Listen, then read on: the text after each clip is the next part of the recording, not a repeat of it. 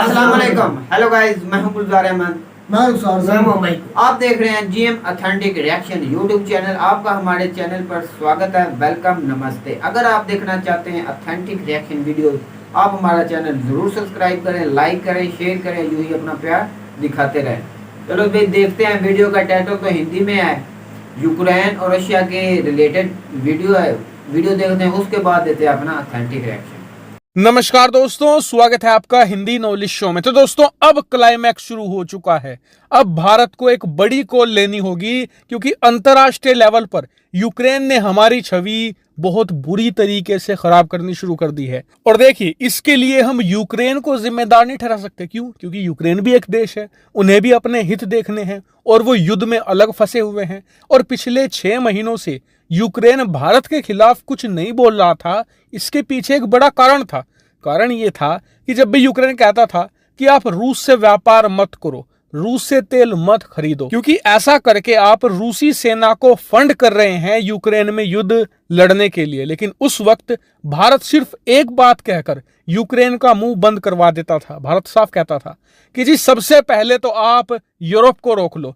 Europe अपनी 40 से लेकर 50% गैस खरीदता है रूस से और अरबों डॉलर की गैस खरीदता है। तो वो आपके दोस्त हैं, पहले आप उन्हें तो रोक लो, फिर हमारे पास आना। अब भारत की ये बात सुनकर यूक्रेन भारत के खिलाफ तो कुछ नहीं बोलता था, लेकिन उसके बाद जाकर भड़कता था यूरोप पर। यूरोप के नेताओं को कहता था कि जी, एक तरफ तो आप हमारा समर्थन करते हो, लेकिन दूसरी तरफ आप रूस से कई 100 अरब डॉलर की गैस खरीदकर रूसी अर्थव्यवस्था को चला रहे हो। ऐसे में आप गैस खरीदनी बंद कीजिए।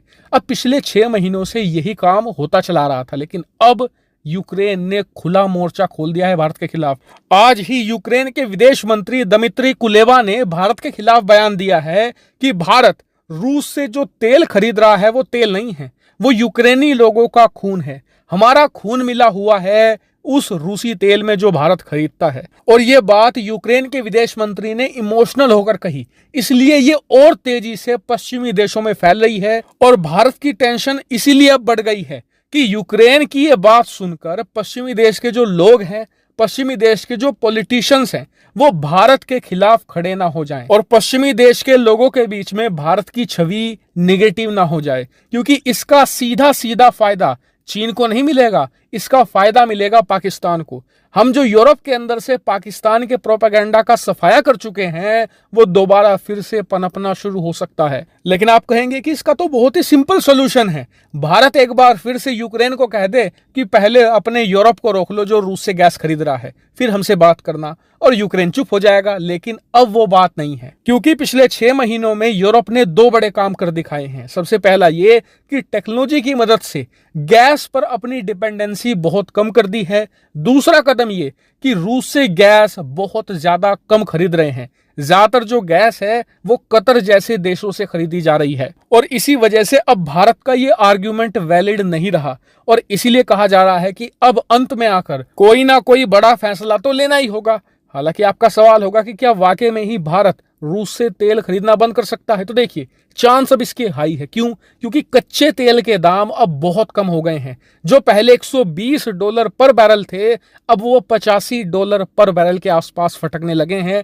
और जैसे जैसे चीन में जो आर्थिक मंदी बढ़ती जा रही है वो और तेज होगी, तो तेल की कीमतें $50 के आसपास भी आ सकती हैं। यानी कि युद्ध से पहले की जो सिचुएशन थी वहां लौट सकती है, और ऐसी स्थिति में भारत रूसी तेल से मुंह मोड़ सकता है। इसके अलावा दूसरा सोल्यूशन भी है। दूसरा सोल्यूशन यह है कि भारत रूस के साथ बैठकर बातचीत करे, अंडरस्टैंडिंग बनाए और कहे कि जी देखिए, आप भी 6 महीने से युद्ध लड़ रहे हैं, किसी को कुछ हासिल नहीं हुआ है, युद्ध को बंद कर दीजिए।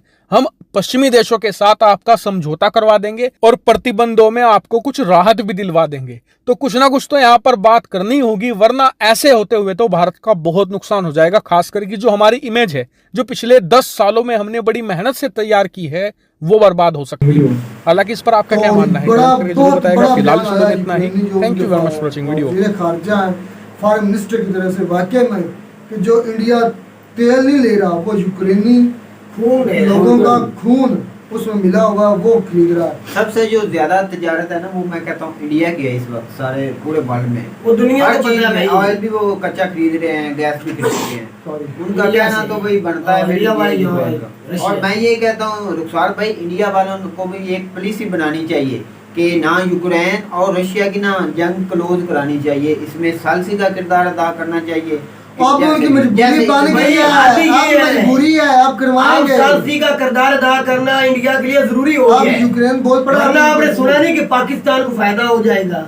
और पाकिस्तान का फायदा होगा चाहे भाई पाकिस्तान बिल्कुल। को भी मैं तो ये यूकू भाई कहता हूँ कि पाकिस्तान हो चाहे इंडिया हो, मैं तो कहता हूँ ये वार खत्म होनी चाहिए। मेरा भाई क्या मैं तुझे है- याद कराता जाऊं, जब इमरान खान की हुकूमत खत्म होने वाली थी ना, उसके चंद दिन पहले की बात है, यूक्रेन और रशिया के सदर को इमरान खान ने फोन किया था, दोनों को किया था, और उन्होंने सामान भी यूक्रेन में भेजा था, खाने पीने की चीजें भी भेजी थी यूक्रेन में। तो उसने बोला था कि हम ये चाहते हैं आप दोनों की कशीदगी खत्म हो जाए, अगर आप एग्री करते हैं तो हम आपके साथ हैं, दोनों कंट्री के साथ आप मिल बैठे और इस मसले का कुछ हल निकालें। तो ये असल में ना जो जंग छिड़ी हुई है, हकीकत बात है, एक दिन दो दिन तो जब आदमी बर्दाश्त कर लेता है। ये इतने और तकरीबन 6 माह होने वाले हैं। लोग 6 माह से जंग में है। बहुत देख ले यूक्रेन के अवाम जो बहुत दूसरी कंट्रियों में चले भाई गए, मैं कहता हूँ इतना खूबसूरत मुल्क यूक्रेन था ना भाई, और वो बहुत ज्यादा पैदावार वाला। भाई गेहूं पैदा करने में मैं कहता हूँ सबसे आगे तो पहुंचने वाला था। तीसरे के चौथे, और जो मक्की है वो सबसे ज्यादा पैदा करने वाला मुल्क था। ज़राई भाई मुल्क है वो। उसके अंदर बहुत उनकी इकोनॉमी बहुत अच्छी ग्रो कर रही थी। इसलिए तो पूरे वर्ल्ड में ये महंगाई का आलम हुआ हुआ है। बिल्कुल हर कंट्री में।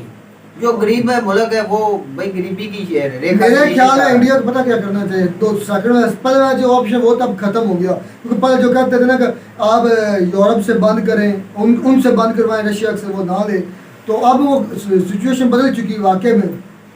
अब इंडिया को ये करना होगा, अब इंडिया को इन दोनों को टेबल पर लाना होगा। टेबल पे लाना होगा। अगर चाहिए ना इंडिया को उनके हथियार, रशिया के जदीद से जदीद, उनका ऑयल, उनकी गैस, उनका अगर ट्रेड चाहिए, उनका साथ अच्छे ताल्लुकात रखने हैं, जरूर अब इंडिया को उनको टेबल पर लाना होगा। सालसी का किरदार अदा करना पड़ेगा। अगर नहीं करता तो जितना सख्त बयान जो यूक्रेन ने दिया है ना, मेरे ख्याल में इससे कुछ बुरा भी हो सकता है। भाई मेरी तो बात सुने। नेक्स्ट लेवल पे जो मगरब में इनकी है ना मार्केटिंग, वो बड़ी मुतासर होगी इंडिया। भाई उसके जो अल्फाज थे ना उसके जो फॉरेन मिनिस्टर के वो बहुत बहुत हाई रोने रोने जैसे थे कि वो कह जज्बात रहे थे कि में जज्बात भाई में अब आकर देखिए पिछले उन्होंने दिनों बोला है। तुर्की के अंदर कोशिश की गई है, उर्दगान ने कोशिश की है, यूक्रेन और रशिया को मिला के 2 दफा बैठक हुई है, सालसी का किरदार अदा किया उन्होंने, लेकिन कामयाबी नहीं हुई। मैं तो कहता कोशिश तो हूँ करनी चाहिए इस ना। जंग को जो हवा दे रहे हैं ना उनको भी होश के नाखून लेने चाहिए, और सारे वर्ल्ड को हवा कौन दे रहा है गुलजार, फिर बात करनी पड़ेगी। अमेरिका दे रहा है भाई, अमेरिका अमेरिका दे रहा है, मुझे सब वो पूरे वर्ल्ड करते को हैं पता एशिया है। का खित्ता तबाह हो जाए, पर मुझे वहाँ मैं तो से कहता हूँ मिल जाए। इंडिया चाहे तो ये जंग बंद हो सकती है भाई। सिर्फ और सिर्फ इंडिया- एक ही कंट्री है भाई, वो हकीकत में इंडिया है। वो इंडिया है जो इन जिसकी दोनों को पावर है पूरे वर्ल्ड में। सालसी का किरदार अदा कर सकता है। ये दुनिया जानती है मौजूदा हालात में उसके हालात बहुत अच्छे उस कंट्री के हैं। महंगाई की हालात में भी सबसे ज्यादा जो महंगाई भी कंट्रोल की हुई वो इंडिया ने ही की हुई है, और वो सालसी का अदा कर सकते हैं। अगर वो करें तो उनकी मजबूरी भी आज बन गई है। मजबूरी तो नहीं कह सकते भाई मजबूरी भी है किसी के गुजार में, जिससे आप यूक्रेन बोलना शुरू हो चुका है। वो उसके जो नेगेटिव रोल हो सकता है उसकी ट्रेड में फर्क तो आ रोल सकता अगर है। हो जाएगा क्या यही नुकसान बात नहीं है होगा ना, इंडिया का? फिर होगा भाई, मैं यही उनका बात इमेज कर रहा हूँ। खराब नहीं होगा इंडिया का। यही बात कर रहा हूँ कि उसको कोई ना कोई राह निकालना चाहिए। अब बिल्कुल। वो जो यूक्रेन के ना जिसने जवाब दिया है बयान, उसके वजीर खारजा ने दिया है, वो बिल्कुल आखिर में आकर उसने बोला है कि ये हमारा खून जब पानी सर से ऊपर चला गया तब जाकर वो बोले हैं। तो ये मुख्य बात इतनी सी है, अगर इंडिया को बात में ये पता कर चुका हूं, अब सालसी करनी चाहिए और करनी पड़ेगी, और इन सारी और ताकतों को मिलकर करनी भी चाहिए। अगर रुखसार इस दोनों पार्टियों का मसलन के यूक्रेन और रशिया का अगर इंडिया रसाई करवा देता है ना, मैं कहता हूँ असल सुपर पावर फिर इंडिया बन इंडिया जाएगी। बन जाएगी भाई। हाँ, यही यकीन बात है ना। मानेंगे इंडिया ये सुपर दोनों पावर। मुमालिक के दरमियान ठीक है और इज्जत बढ़ेगी इंडिया की। जितनी कदर अब है ना उससे दोगुना हो जाएगा। 75 साल में इन्होंने की है ना, मैं कसम उठा के कहता हूँ अगर इन दोनों मुल्कों की रसाई इंडिया करवा देता है ना, तो 75 साल की इज्जत एक तरफ होगी, ये कदम एक तरफ हो जाएगा। मैं ये बात करना चाहता हूँ कितना असर अमेरिका है, इंडिया की बात के अमेरिका करेगी ना उतना कोई भी मुल्क नहीं रशिया करेगा। रशिया नहीं मेरी तो बात सुने, जितना दोनों ही बात मानते में हैं भाई। अमेरिका मानेगी, उसकी सबसे बड़ी बात है वो मोदी साहब की। तो मोदी ये साहब की असल बात में मानेंगे वो। मेरी तो यही है कि भाई उनको टेबल पर लाएं और अमन का और दरबारा बनाएं भाई। अमन होगा पूरी दुनिया में। ये एक दूसरे के साथ मुल्क कनेक्टेड है। अगर एक पर कोई मुसीबत आती है तो देख ले पूरा मुल्क, पूरी दुनिया पर असर देखा जा रहा है। यही अगर किसी और खुदा न कर किसी और मुल्क में छिड़के समझे तो ये बेड़ा गर्क हो जाएगा। वो जिस तरह ताइवान और चाइना का मसला हो रहा है। तो उम्मीद करते हैं आपको हमारी वीडियो अच्छी लगी है। वीडियो अच्छी लगी हमारे चैनल को जरूर सब्सक्राइब कीजिए। मिलते हैं नए वीडियो में सन्नाटा के साथ। तब तक दीजिए इजाजत। अल्लाह अल्लाह हाफ़िज़। हाफ़िज़।